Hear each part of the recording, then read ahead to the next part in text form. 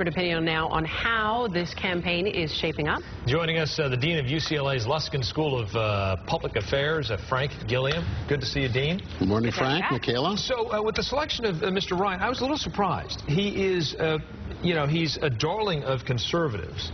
But during a general election, you're reaching out to swing voters. You want to get those suburban moms. Is this a good choice? Well, I think it's indicative of the fact that Romney felt he was in trouble.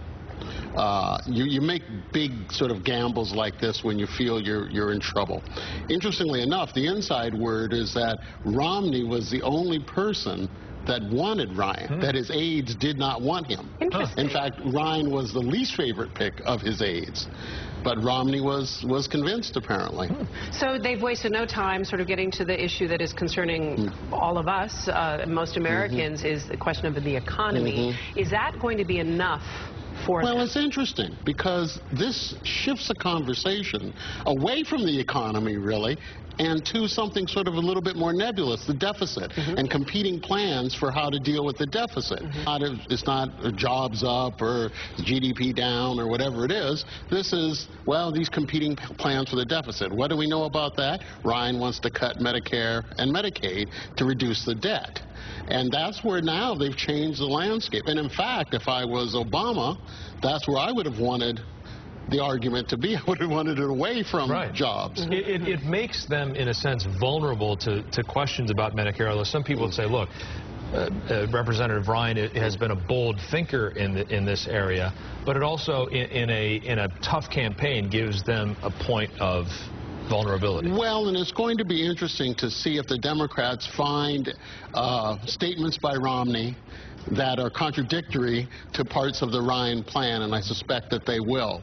It's an interesting choice, but again, I think they feel like they were in trouble. Now, that being said, for the most part, vice presidential picks don't matter, but Sarah Palin mattered last time.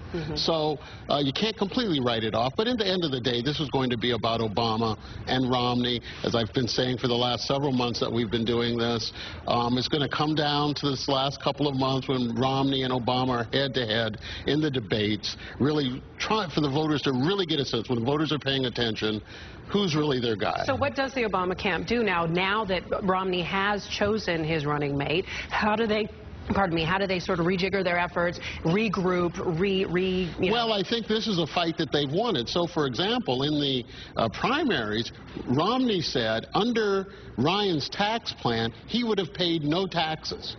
It is a quote. He said, I would have paid no taxes. And so what the Obama administration is going to do is do what they've been doing. This is a war against the middle class. That's what gets Medicare and Medicaid. Let me say one last thing. People are against government spending, and unfortunately, they're against government spending for the poor.